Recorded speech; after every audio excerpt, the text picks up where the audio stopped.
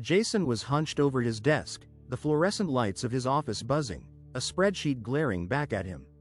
He'd felt a dull ache in his chest all morning, a familiar companion to the endless deadlines and mounting bills. Then, a searing, blinding pain, a desperate gasp for air that never came. The next thing he knew, he stood on a grassy hillside, and the scent of damp earth and something sweet, like honeysuckle and starlight, filled his lungs.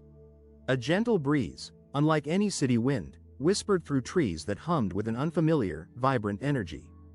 The sky above was a canvas of soft, shifting colors, purples melting into golds, then fading to a deep, serene blue, unlike any sunset or sunrise he had ever witnessed. A profound peace, a quiet joy he hadn't known was possible, settled over him, easing the tension he hadn't realized he carried until it was gone. He was no longer Jason, the perpetually stressed accountant, he was simply light. He spent what felt like an eternity exploring this new existence. There were no clocks to punch, no emails to answer, no demands, only the rhythmic pulse of nature and the quiet companionship of beings made of light and song.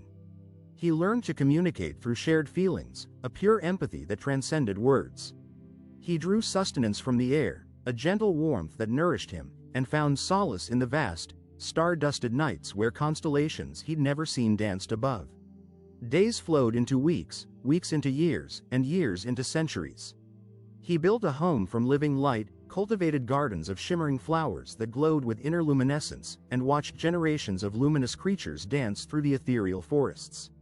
400 years, in this realm of pure, unadulterated bliss, passed like a single, perfect breath. He had never known such profound happiness, a contentment that seeped into every fiber of his being, washing away the decades of stress and worry. This was not just peace, it was joy, a vibrant, unending celebration of existence. He had truly found his home, his purpose, his everything.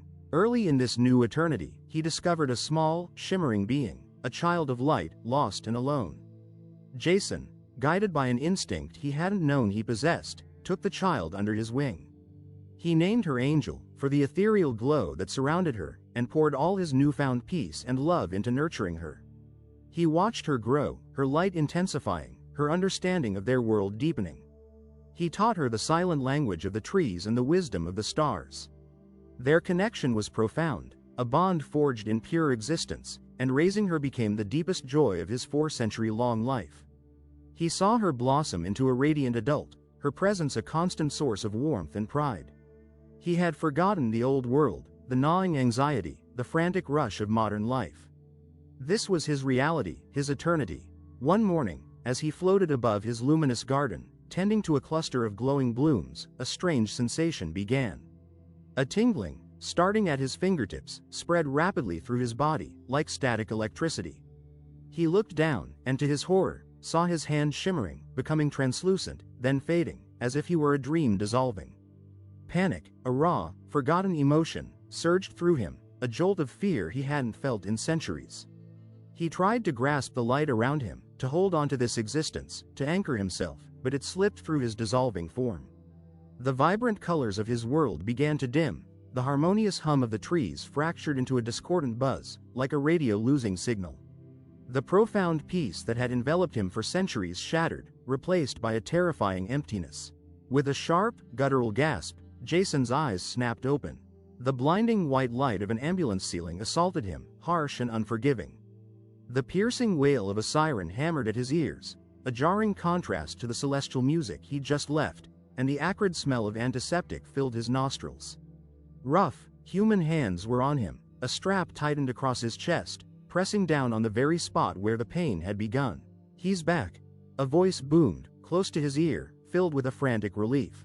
"Pulse is strong. Lucky break, buddy, you were gone for 4 minutes. 4 minutes." The words echoed, impossibly small and mundane, against the vast, silent expanse of 400 years of bliss.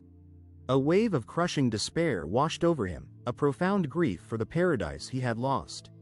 He wanted to scream, to fight, to claw his way back to the light and the peace. Instead, he lay there, gasping, the phantom sensation of vanishing still clinging to him, the vibrant hum of a forgotten world fading into the harsh, undeniable reality of a second chance. The joy was gone, replaced by an agonizing pang of loss. a desperate yearning for a life he'd only just discovered, now ripped away. Then, a different voice, softer, yet filled with urgency, cut through the noise. Jason? Dad? Thank God, you're awake. A face swam into view, blurry at first, then sharpening into the worried features of his son-in-law, Mark.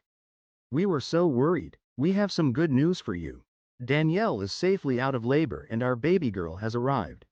Your granddaughter is beautiful, she has your eyes. Her name is Angel, and she can't wait to meet you.